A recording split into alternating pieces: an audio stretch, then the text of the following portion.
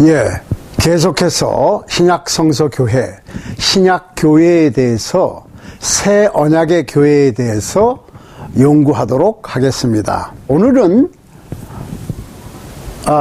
제가 이거를 지우지 않은 이유가 신약교회 설립자는 예수 그리스도시고 설립 장소는 예루살렘이고 설립 시기는 사도행전 2장에서 주후 33년 신약교회의 머리는 그리스도시다고 하는 것을 규지시키기 위해서 이거를 지우지 않고 있으니까 여러분들이 그렇게 이해하시고, 또 이게 좀 어둡다고 그래요. 조명을 많이 했습니다. 그런데 첫째로 조명을 여기다가 directly 직접 대면 이게 얼이 비쳐가지고 이 화이트보드가 잘 안 보입니다. 그 다음에 제 얼굴이 좀 타서 까매서 제 얼굴 쪽으로 비춰야 되는데, 그렇게 되면은 이게 화이트보드가 잘 안 보이니까 여러분들이 이해하시기를 바라고, 잘생기지도 못할 얼굴 잘 나오면 뭐 하겠습니까?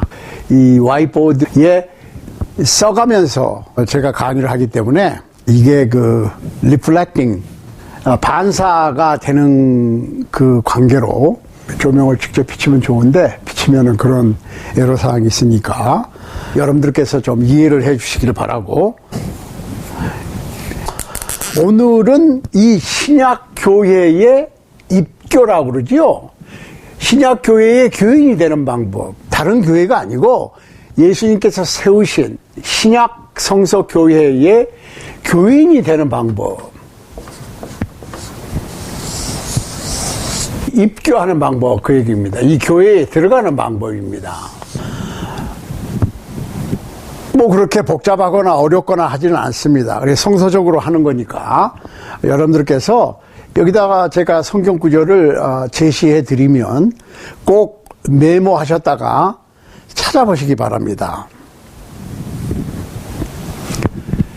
이 기독교회, 그리스도의 교회, 신약교회가 말하고자 하는 것, 그 얘기는 구약에서 여러 선지자들이 예언했고 신약에서 완성된 다 하나님의 계획 속에서 이루어진 것이고, 예수님께서 나는 알파와 오메가다, 알파와 오메가다, 그 얘기는 그 처음과 끝이다, 그 말입니다. 시작과 끝이에요. 모든 것들의 시작과 끝입니다.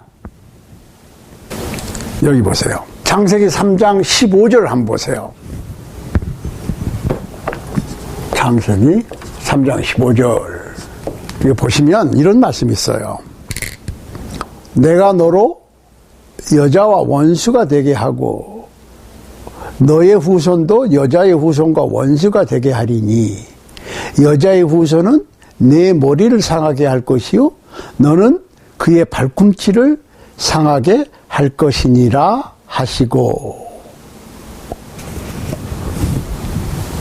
여기서 너가 누굽니까? 뱀, 사탄을 얘기하는 겁니다. 자, 뱀의 후손, 뱀과 여자의 관계, 뱀의 후손과 여자의 후손의 관계. 원수지요. 뱀은 사탄을 얘기하는 거예요. 사탄.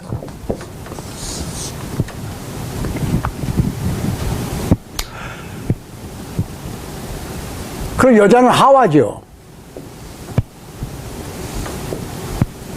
뱀이 여자를 꼬여서 금달의 열매를 따 먹도록 합니다. 하나님께서는 아셨습니다. 그래서 대책을 세우시는데, 뱀의 후손과 여자의 후손, 뱀의 후손은 여자의 후손의 발 뒤꿈치를 물고, 뱀이 발 뒤꿈치를 물어요. 여자의 후손은 뱀의 후손의 머리를 상하게 한다. 자, 발뒤꿈치를 물리는 것이 치명적입니까? 머리를 밟아버리는 것이 치명적입니까? 어떤 게 치명적이에요? 뱀의 후손은 여자의 후손에 발뒤꿈치를 무는 정도로 그치고, 여자의 후손은 뱀의 후손에 머리를 상하게 한다. 머리가 상하고 발 뒤꿈치가 상하게 되는 거예요. 자, 그런데 여자의 후손이 누구예요? 자, 창세기 3장 15절에서 말씀하고 있는 뱀의 후손은 사탄이고 여자의 후손이 누구냐? 예, 갈라디아서 3장 16절에 보면 제가 적어드리겠어요. 갈라디아서 3장 16절에 보면 이 여인의 후손은 누구를 가리키는 것인가요? 뱀의 머리를 상하게 할 여인의 후손은 누구를 가리키는 말씀이냐? 갈라디아서 3장 16절입니다. 보세요. 이 약속들은 아브라함과 그 자손에게 말씀하신 것인데 여럿을 가리켜 그 자손들이라 하지 아니하시고 오직 하나를 가리켜 네 자손이라 하셨으니 곧 그리스도라. 자, 네 자손을 통해서 복을 받을 것이다 했을 때 그 자손이 그리스도 한 사람을 가리키는 거예요. 그 다음에 갈라디아서 4장 4절에 보면 때가 참에 하나님이 그 아들을 보내서 여자에게 나게 하시고 여자에게 나게 하셨다. 갈라디아서 4장 4절. 하나님께서 여자에게서 나게 하셨는데 그분이 예수 그리스도예요. 그러니까 창세기 3장 15절에서 약속하신 여자의 후손, 뱀의 머리를 상하게 할 여자의 후손은 예수 그리스도죠. 자, 이 예수 그리스도에 관한 것이 복음이고 구약의 선지자들이 예언했던 모든 예언은 예수 그리스도의 도래, 즉 메시아의 도래, 인류를 타락의 상태에서 회복시킬 메시아, 그리스도, 구세주가 예수 그리스도다. 창세기 3장 15절에서 말씀하고 있는 여자의 후손은 예수 그리스도를 가리키는 것이다. 그 예수 그리스도를 아브라함에게 하나님께서 약속하실 때 네 씨를 통하여, 네 후손을 통하여 했을 때 여럿을 가리킨 것이 아니고 한 사람을 가리켰는데 예수 그리스도가 태어날 것을 얘기한 건데 예수 그리스도가 어디서 태어났습니까? 유다 지파에 태어났어요.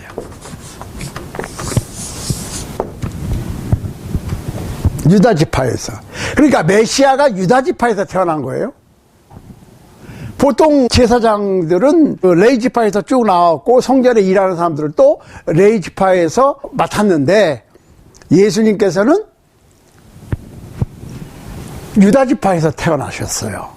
태어나셔서 인류의 구속을 이루시고 하늘 성전에서 우리를 위하여 자기의 피로 속죄제를 성천하셔서 단번에 드리시고 지금도 우리를 위하여 계속 아버지 하나님께 기도하고 계신다. 우리의 속죄를 위해서. 그러니까 우리의 대제사장,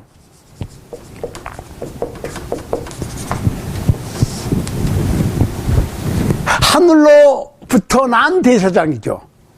레위 지파 인간 대제사장이 아니고 동물의 피로 속죄제를 드렸던 이스라엘의 속죄제를 드렸던 인간 대제사장이 아니고 하늘에 속한 영원한 속죄제를 자기 피로 하늘 성전 본당에, 그리고 오리지널 성전에, 예루살렘 성전은 하늘 성전을 모세를 통해서 본따서 카피하도록 하신 거고 하나님의 보좌에 있는 하늘의 본 성전에 자신의 피로 인류의 속죄제를 드리신 하늘에 속한 대제사장이 되시는 거예요. 그러니까 뱀의 꼬임을 받아서 여자가 타락했고, 또 아담도 여자가 주는 선악을 알게 하는 나무의 열매를 먹고 동시에 타락을 했어요. 그런데 그거를 회복시키는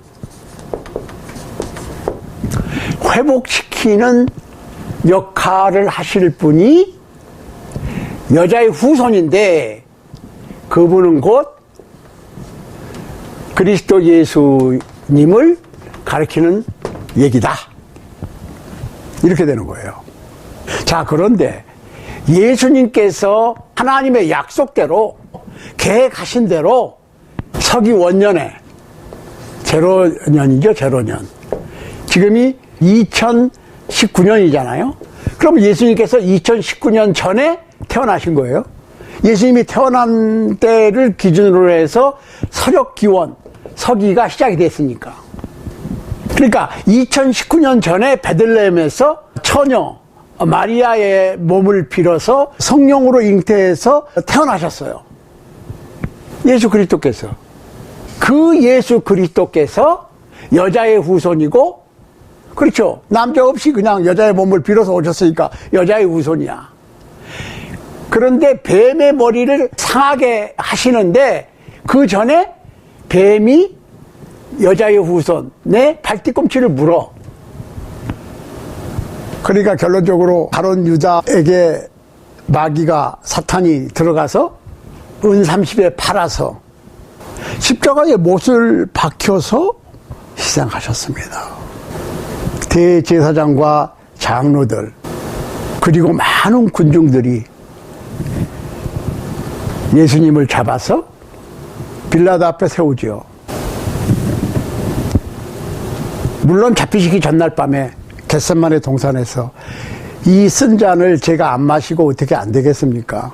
예수님도 완전한 신성이 있으시면서 완전한 인성도 갖고 계시기 때문에, 아니 십자가에 못 박혀 죽는, 처형당하는 형벌이 이 세상의 사형 제도에서 가장 잔인하고 잔혹하고 무서운 사형 방법이거든요. 십자가에 못을 박혀서 그냥 죽을 때까지 십자가에 매달아 놓는 거예요. 생각 한번 해보시라고. 십자가에 죽으면 안 고치고 어떻게 안 되겠습니까? 했던 것이 겟세마네 동산에서 기도인데, 얼마나 애를 쓰셨는지 피가 땀방울처럼 흐르는 거예요. 생각 한번 해보시라고, 그 고통을. 그만큼 고통 당하시는 분들이 있습니까? 이 세상에? 없어요. 없다고.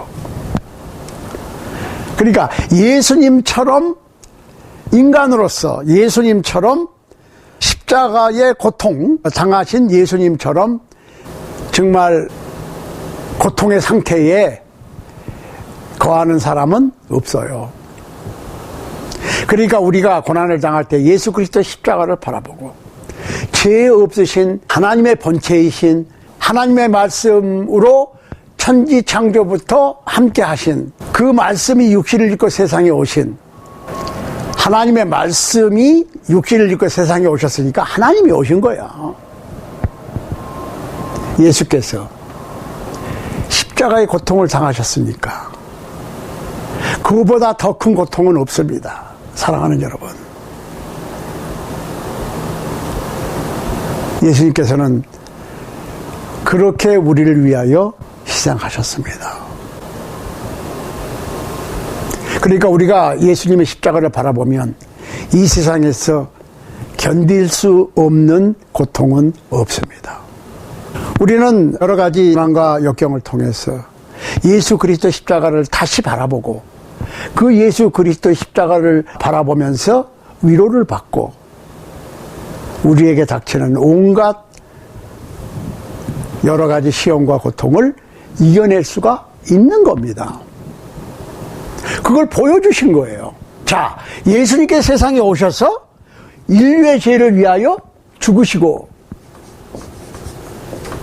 죽으시고 장사되시고 장사되셨다는 얘기는 완전히 끝난 걸 얘기하는 거예요. 그러니까 예수님께서 죽으신 것이 기절했다가 깨어나신 게 아니고 죽어서 묻혔다는 얘기죠. 그 다음에 부활하시는 거예요. 이게 고린도전서 15장 1절로 4절에 나오는데, 예수께서 인류의 죄를 위하여, 나의 죄를 위하여 대신 내 죄값을 치르기 위하여 십자가에서 죽으시고 장사되시고 부활하셨다고 하는 것이 복음이에요.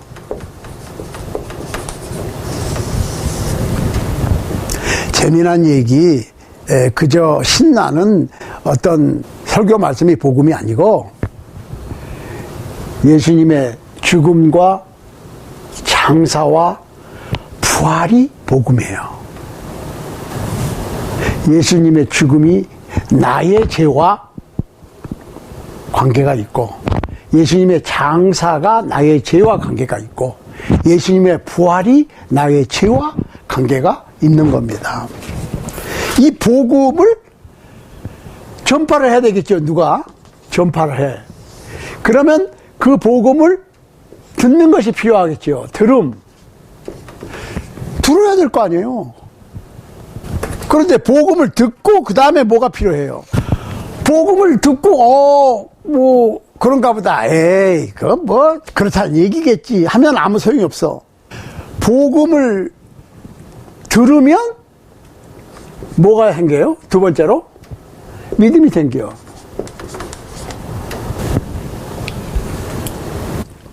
믿음이 뭡니까? 바라는 것들의 실상이요 보지 못하는 것들의 증거다 그랬는데, 그러면 그 믿음이 어떻게 얻어지느냐?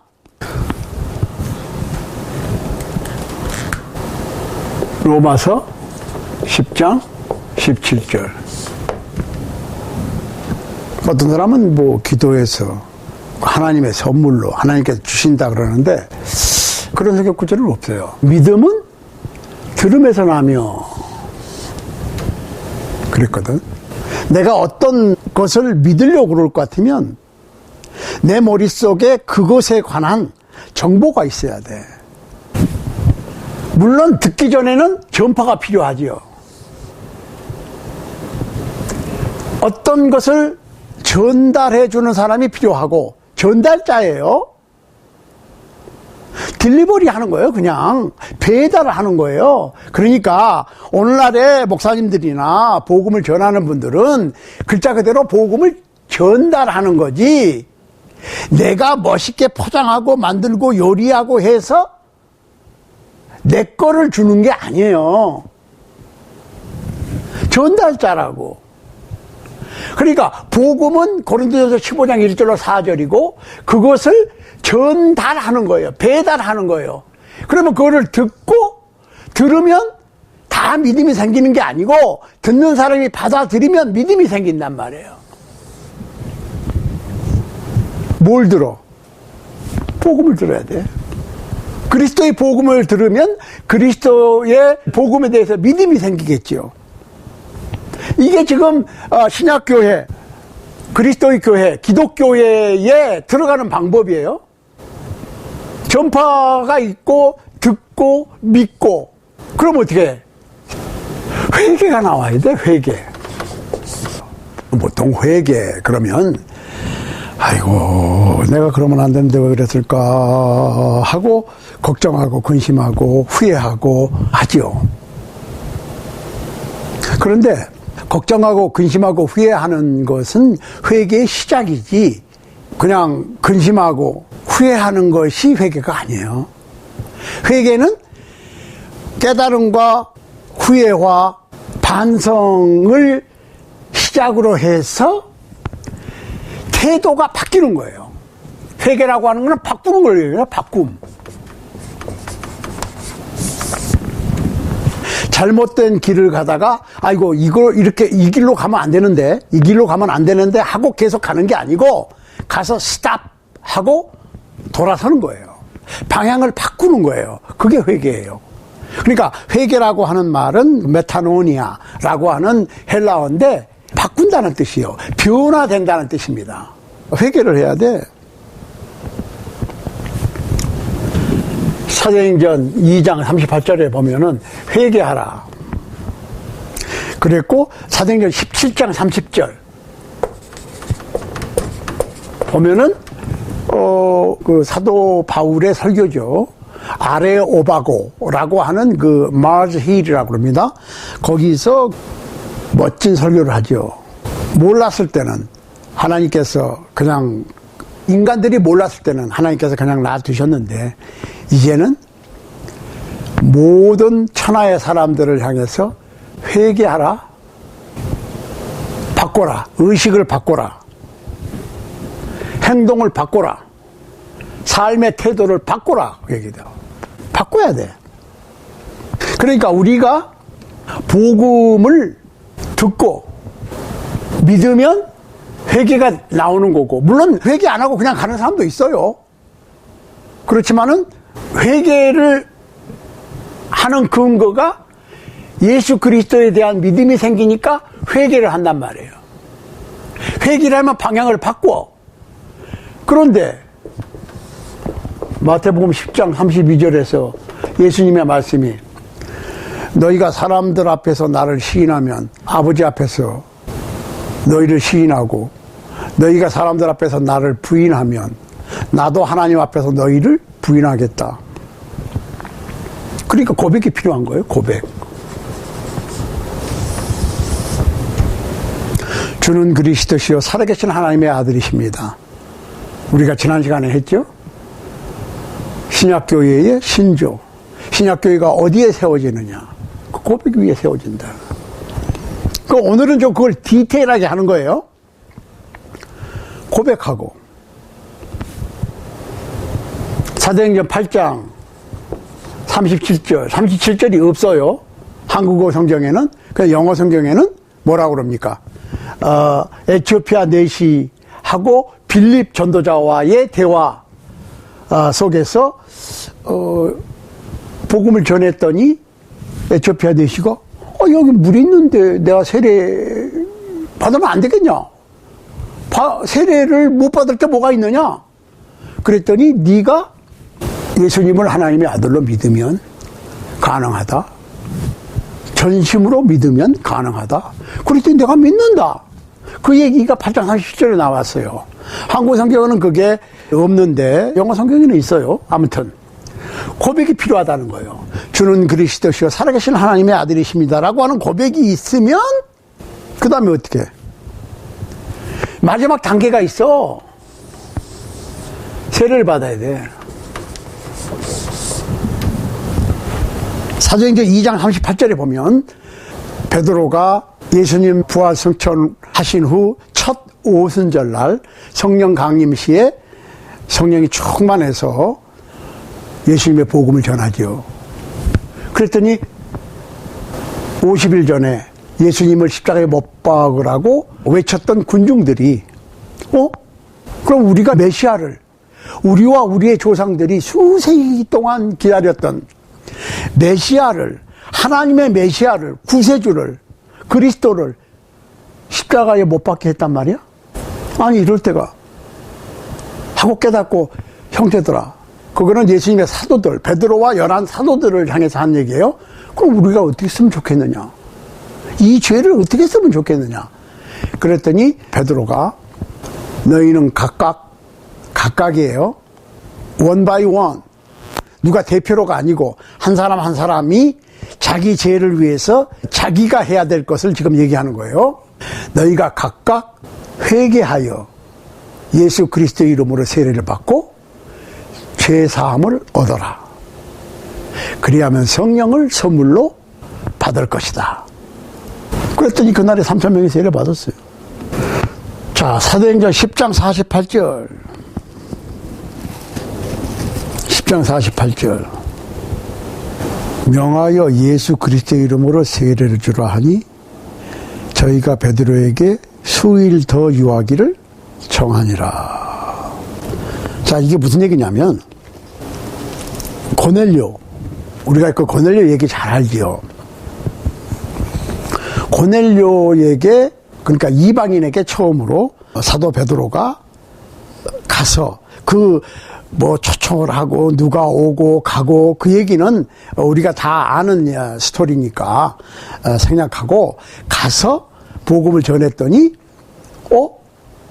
예수님의 사도들이 오순절날 예루살렘에서 성령 세례를 받은 것 같이 성령께서 임하신 거예요. 깜짝 놀랐어. 그런데 우리가 여기서 주의해야 될 게 있어요. 어떤 분들은 물세례는 무슨 물세례, 성령 세례만 받으면 되지, 이렇게 얘기하시는 분들이 있는데 no. 이 얘기는 지금 뭐냐면 성령 세례를 받은 고넬료와 그 권석들에게, 같이 간 동료들에게 물세례 주라고 하는 거예요. 그러니까 성령 세례를 받은 고넬료의 권속에게도 물세례를, 여기서 말하는 세례는 물세례예요. 물세례를 베풀라고 한 것이 사도행전 10장 48절에 나와 있는 얘기예요. 나중에 세례에 대해서 자세하게 성경의 세례가 7가지가 나옵니다. 7가지의 세례가 있어요. 7가지. 그런데 그 7가지의 세례들이 이루어졌느냐, 아직 안 이루어졌느냐, 나에게 오늘날 해당이 되느냐 안 되느냐, 해당이 되는 것도 있고 안 되는 것도 있고, 또 아직 받을 세례가 남아있는 것도 있고, 이 성경 공부를 차근차근 해나가면 아주 재밌어요. 모든 의문이 다 풀리는 거야. 여러분, 어떤 분이 그래요. 성경은 코에 걸면 코걸이, 귀에 걸면 귀걸이. No, 그렇지 않습니다. 성경은 절대로 contradiction 하지 않습니다. 그 얘기는 모순되지가 않습니다. 모순이란 말 알지요. 이 창으로 모든 방패를 다 뚫습니다 라고 창을 선전하고, 또 방패를 선전할 때는 이 방패는 모든 창을 다 막을 수 있습니다. 이게 모순이죠. 왜? 창을 선전할 때는 무슨 방패든지 다 뚫는다고 그러고, 방패를 선전할 때는 무슨 창이든지 다 막을 수 있다고 그러고, 그게 모순이거든. 그럼 성경이 모순이 있느냐? No. 모순이 있는 것처럼 보일 수 있어요. 그렇지만 성경은 절대로 모순이 있는 것이 아니고 성경은 완벽한 책입니다. 디모데후서 3장 16절 보세요. 모든 성경은 하나님의 감동으로 된 것으로 교훈과 책망과 바르게 함과 의로 교육하기 유익하니, 이는 하나님의 사람으로 온전케 하며 모든 선한 일을 행하기 온전케 하려 함이니라. 성경은 하나님의 감동으로 돼서 사람들이 온전하게 행할 수 있도록 해줄 수 있는 책이야. 그런데 부족한 책이 어떻게 온전하게 하겠습니까? 온전한 책이니까 온전하게 하지. 다만 사람이 온전할 수 없는 것은 성경에 나와 있는 말씀과 교훈을 다 행동에 옮기지 못하기 때문에 온전하게 될 수 없는 것이지, 그건 인간이 부족해서 온전할 수 없는 것이지 성경이 부족해서 온전하게 되지 못하는 것은 아니다. 모든 선한 일을 행하기에 온전케 한다 그랬거든, 성경이. 그건 성경이 모순되지 않아요. 왜? 성경 공부를 제대로 하면 모순되지 않습니다. 그러니까 저는 좀 어떻게 보면 좀 뭐라고 그럴까, 교만한 것처럼 보이기도 해요. 그렇지만 그런 건 아닙니다. 왜? 저는 성경을 믿기 때문에 그런 거지 제가 뭐 아는 것도 없지요. 제 자신이 뭐 잘난 것도 없고 뭐 내세울 만한 것도 없어요. 그렇지만 성경 속에서 성경 말씀을 연구해 보니까 또 제 스승들이 여러 분 계세요. 미국에 제 스승이 5분이 계신데 다 돌아가시고 한 분이 지금 아직 살아계시는데 그분만 빼놓고는 다 돌아가셨어요. 제 스승들이 잘 가르쳐 주셔서 제가 조금 성경 연구를 열심히 했습니다. 아무튼 제가 성경을 배우고 연구하는 걸 배우고 연구해 보니까 성경은 절대로 모순되지가 않습니다. 그러니까 이 기독교 신앙에 관해서 성경에 관해서 질문을 받으면 사실 거의 답을 찾을 수 있습니다. 성경에서. 근데 답을 찾지 못하면 성경은 뭐 가르쳐요? 그래서 제가 모든 기독교 신앙에 대한 질문에 대한 답을 성경에서 찾습니다. 그러니까 혹시 여러분들께서 이때까지 기독교인으로서 기독교 신앙을 가지고 살아오시다가 어느 교파, 구교, 신교, 무슨 교파 상관없이 질문이 있으시면 저한테 질문을 보내세요. 제가 정성껏 답을 해드리겠습니다. 제가 이메일 드릴게요.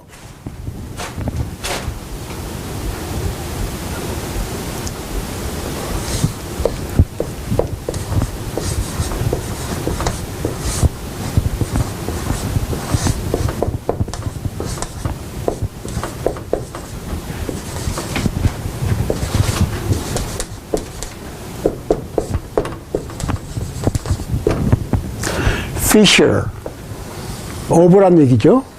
for fish, 물고기를 위한 어부입니다. 153 at gmail.com입니다. 다시요.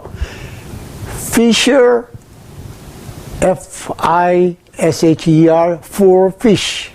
소문자로 쭉 쓰시면 돼요. 물고기를 위한 어부라는 뜻이에요. 153 at gmail.com 으로 기독교 신앙에 관해서 성경에 관해서 어떤 질문이라도 주십시오. 궁금한 게 있으시면 제가 정성껏 답을 해드리겠습니다. 자, 어디까지 했죠? 예, 지금 세례하고 있죠. 물세례라 이거야, 물세례. 그런데 이 물세례는요, 물속에 잠기는 거예요. 밥티조라고 하는 그 헬라어 자체가 내가 물속에 잠기다예요. 그러니까 세례를 준다라기보다는 내가 세례를 받는 것을 도와주는 거예요. 그러니까 제가 여기서 여러 가지 그 세례에 대한 아이디어가 있지만 한 가지 언급하고 싶은 것은 목사님들만 세례 주는 거 아니에요. 누구든지 물속에 잠기는 세례, 물속에 잠기는 게 세례예요. 물속에 잠기는 세례를 죄사함의 조건으로 예수 그리스도의 십자가와 즉 예수 그리스도의 죽음과 장사와 부활에 united, 연합되는 조건으로 로마서 6장 1절부터 몇 절 쭉 읽어보시라고. 세례의 의미가 나와.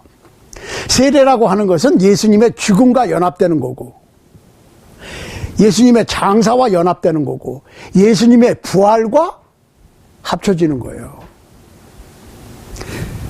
그리고 에티오피아 내시가 세례받겠다고 그랬을 때 빌립 전도자가 에티오피아 내시에게 세례를 베풀 때 둘이 물속에 들어갔어요. into the water 하고 빌립이 에티오피아 내시한테 세례를 주고 out of water, 물에서 나왔어요. 사도행전 8장 마지막 부분을 잘 읽어보시라고. 그런데 예배서 4장 4절에 보면 세례도 하나요 이랬거든. 그러면 그 하나의 세례가 뭐냐? 뿌리는 세례냐? 이 찍어서 바르는 세례냐, 물속에 잠기는 세례냐, 물속에 잠기는 세례입니다. 그거 하려면 정확하게 해야 돼. 그러면 내가 복음에 순종해서 예수님의 죽음과 장사와 부활과 연합되는 침수 세례를 받은 남성이라면 다른 사람 세례 줄 수 있어요. 그러니까 세례는 어떤 세례를 받았느냐가 중요한 것이지 누구한테 세례를 받았느냐가 중요한 것이 아니에요. 우리는 보통 나는 어떤 유명한 분한테 어떤 능력 있는 아주 그 하나님께서 기히 쓰시는 어떤 목사님한테 하나님의 종한테 세례를 받았다는 것을 주장하고 이렇게 원하는 분들이 있어요. 대부분 많아요. 나는 어느 교회에서 받았다. 나는 어떤 목사님한테 받았다. 누구한테 받았느냐가 중요한 것이 아니라고 그랬어요. 고린도전서 1장 한번 보시라고 쭉. 어떤 세례를 받았느냐가 중요한 거예요. 그러니까 세례 받은 남성은 왜 또 자꾸 남자라고만 그러느냐. 그거 다 이유가 있습니다. 성경에 근거가 있어. 아무튼 세례 받은 남자분은 어떤 사람이 복음에 순종해서 세례 받기를 원하면 목사님 찾아가고 며칠 날 오고 또 그 목사님들도 그래. 세례 받겠다고 그러면 성경 가르쳐서 교리문답해서 부활절까지 크리스마스 때까지 기다리면 안 돼. 당장 세례 받아야 되거든.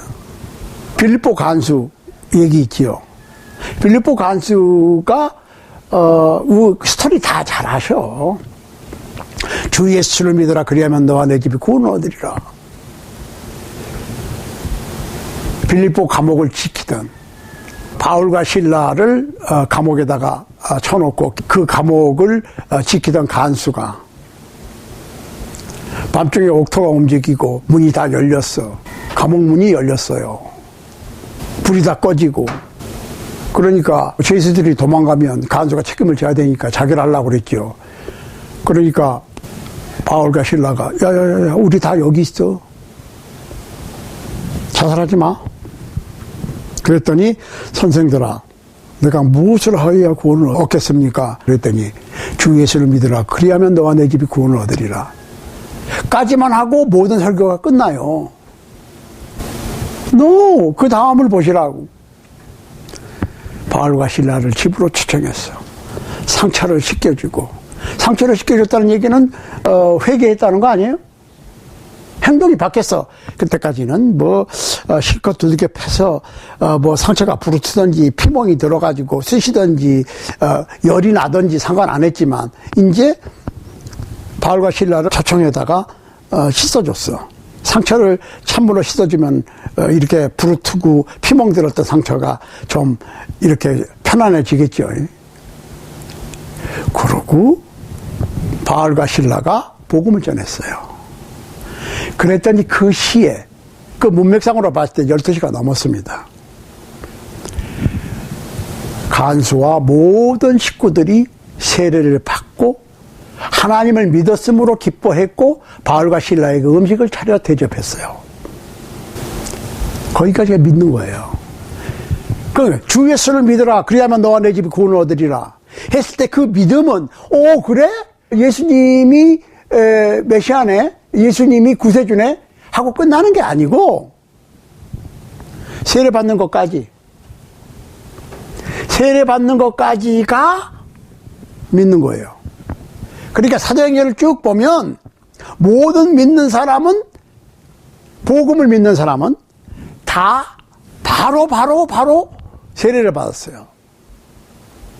그러니까 마가복음 16장 16절에서 마가복음 16장 16절에서 마지막으로 예수님의 유언하고 똑같습니다. 그러고 나서 성천하셨으니까 너희는 만민에게 복음을 전파하라. 믿고 세례를 받은 사람은 구원을 얻을 것이요 믿지 않는 자는 정죄를 받으리라. 그 어떤 분은 그래 또 믿고 세례를 받은 자는 구원을 얻을 것이고 믿지 않고 세례를 안 받는 자는 정죄를 받을 것이다 라고 안 하셨으니까 세례를 안 받아도 된다는 거야.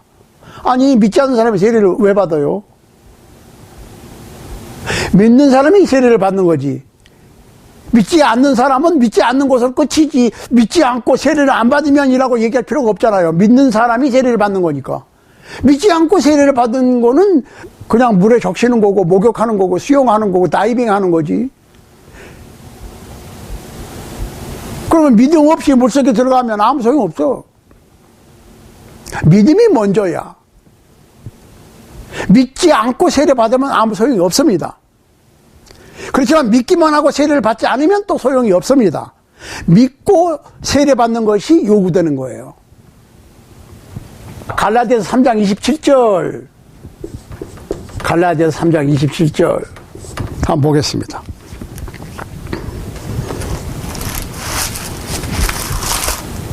누구든지 그리스도와 합하여 세례를 받은 자는 그리스도로 옷 입었느니라. 26절에 보면 너희가 다 믿음으로 말미암아 그리스도 예수 안에서 하나님의 아들이 되었으니. 자, 갈라디아 교회는 하나님의 아들이 됐다는 얘기는 하나님의 자식이 됐다는 거예요. 어떻게? 예수 그리스도 안에서 뭐가 돼?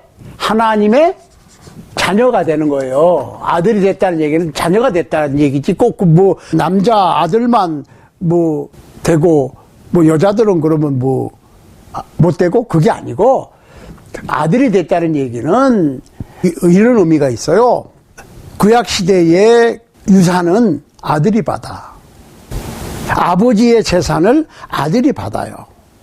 물론 큰 아들은 뭐 많이 받고 작은 아들은 적게 받고 그런 게 있었어요. 그러니까 아들 중에서도 장자가 중요해. 또 장자, 맏아들. 야고가에서 얘기하시죠. 그러니까 이게 성경 공부가 다 일맥상통하는 거예요. 결론적으로. 그러니까 장자의 명분 얘기하죠. 에서하고 야곱하고 쌍둥이인데 에서가 먼저 나와서 형이 됐고 야곱은 동생이 됐어. 그런데 에서가 장자의 명분을 등한시 여깁니다. 그래서 결국은 죽 한 그릇에 배고픈 에서가 장자의 명분을 팔아버려. 다 아시다시피. 그래서 야곱이 장자의 명분을 얻습니다. 교묘하게, 아주 교활하게 속여서 얻어. 그런데 결국은 장자의 명분을 팔아버린 에서가 아닌 장자의 명분을 얻은 야곱을 통해서 하나님의 축복, 메시아의 족보가 이어집니다. 나중에 에서가 땅을 치고 통곡을 했어. 그런데 이삭이 에서에게 줄 축복이 남아있지 않았어요. 이거 우리가 생각을 해야 돼요. 야곱이 속였지. 속였지만은 야곱은 장자의 명분에 대해서 아주 열심히 그거를 추구하고 그거를 받아야 되겠다고 하는 그런 그 열성이 있었고, 에서는 장자의 명분을 소홀히 여겼어. 그리고 실제로 팔았잖아요. 그래 너 가져, 나 소용없어. 그래서 장자가 아버지의 축복을 받는 거예요. 그래서 아들이라고 하는 의미가 있었고, 또 아들 중에서도 장자라고 하는, 그러니까 여러분들은 남녀노소 구분 없이 하늘나라를 상속받는 하나님의 장자들이라고 생각하시면 돼. 그거는 뭐예요?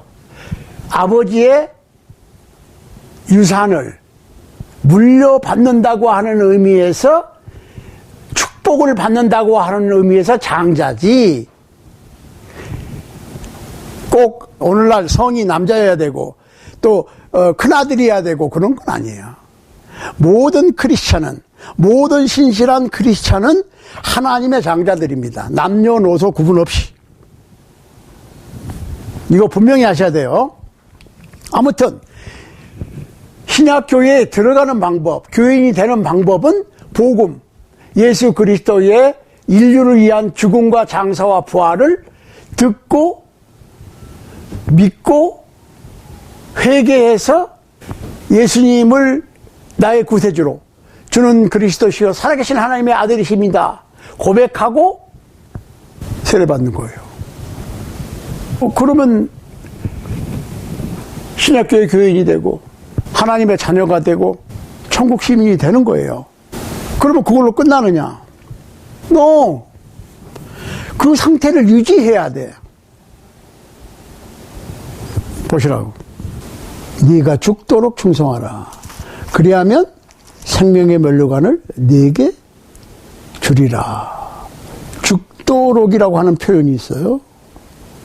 영어로 보면은 이게 더 쉬워요. Be faithful until death. 그렇습니다. Be faithful until death. 그 얘기는 be faithful to the point of death. 죽을 때까지 충실해야 돼요. 자, 계시록 14장 13절. 또 내가 들으니 하늘에서 음성이 나서 가로되 기록하라. 지금 이후로 주 안에서 죽는 자들은 복이 있도다 하심에 성령이 가라사대 그러하다. 저희 수고를 그치고 쉬리니 이는 저희의 행한 일이 따름이라 하시더라. 자, 주 안에서 죽어야 돼. 주님 밖에서 죽으면 아무 소용 없어. 그 얘기는 무슨 얘기예요? 죽을 때까지 충성하라는 얘기와 주님 안에서 죽으라는 얘기와 상통하는 것이죠. 그러니까 우리가 이 신앙의 상태를 죽는 순간까지 유지해야 됩니다. 만약에 기독교 신앙을 한때 가져봤고 옛날에 내가 믿어봤어. 옛날 건 다 소용없어요.